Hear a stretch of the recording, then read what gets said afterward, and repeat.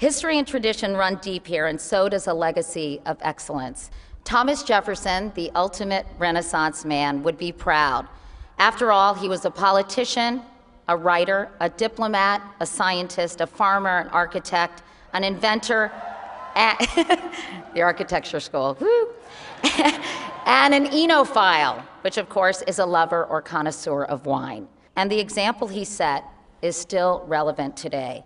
He faced intense partisanship in Washington, threats from abroad, a hostile press, and times of great economic challenge. Gee, sound familiar? But he weathered the tough times, endured the hate and the heat, and remained unwavering in his vision of a better tomorrow.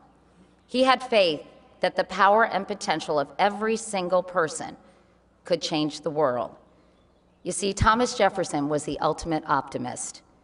You all are graduating at a time when it might be tough to put on a happy face or really have faith in the future. So given all these challenges, WWTJD, what would Thomas Jefferson do?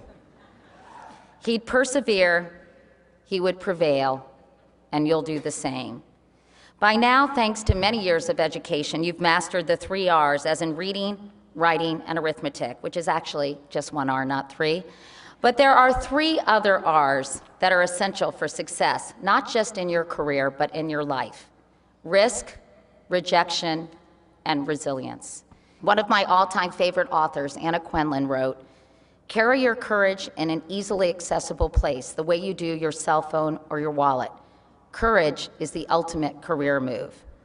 Some may call it courage, others call it chutzpah. My late father, who was such an inspiration to me and one of my personal heroes, called it moxie. Whatever you call it, it's the ability to leap before you look, to know you may be sorry, better sorry than safe, and to go for it with no guarantees. As T.S. Eliot wrote, only those who will risk going too far can possibly find out how far one can go. If I had never given it the old college try, I wouldn't be here speaking at my alma mater's commencement. My career began back in 1979. That was the year of Rod Stewart's "Do You Think I'm Sexy?" and Gloria Gaynor's disco anthem, "I Will Survive." I think my personal soundtrack is much more the latter than the former. I knew I wanted a job in TV news, and after suffering one rejection after another, I decided to be proactive. I donned my best dress for success outfit, which back then basically means you look like a flight attendant. My mother gave me a ride in our cream-colored Buick station wagon from our house in Arlington, Virginia, to the ABC Bureau in Washington, D.C. When I got there, I asked an imposing and intimidating security guard if I could see Kevin Delaney, the deputy bureau chief, in charge of hiring new employees.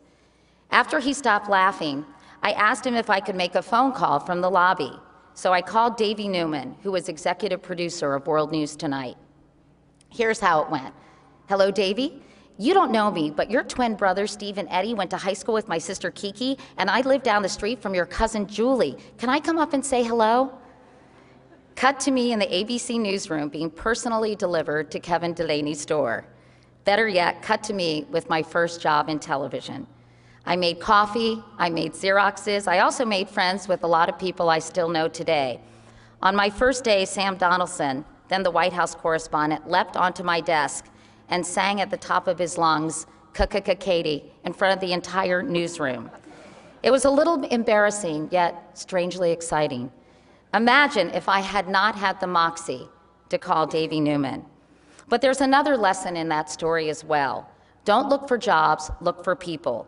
The good news for the class of 2012 is the job market has improved slightly, and employers say they'll be hiring more recent grads this year than they did in 2011. But the outlook is far from rosy, and it takes a lot more than a profile on LinkedIn to get hooked up. Despite all the online job boards and monster.coms of the world, most jobs are still found the old-fashioned way, by meeting people and building relationships. So follow up with a phone call. Ask if you can come in, even for an informational interview. Do your homework. Find out the name of an actual live person who makes hiring decisions and email him or her. Do you risk looking like a stalker? Perhaps, But when you're competing against hundreds, even thousands, doing nothing will get you, well, nothing.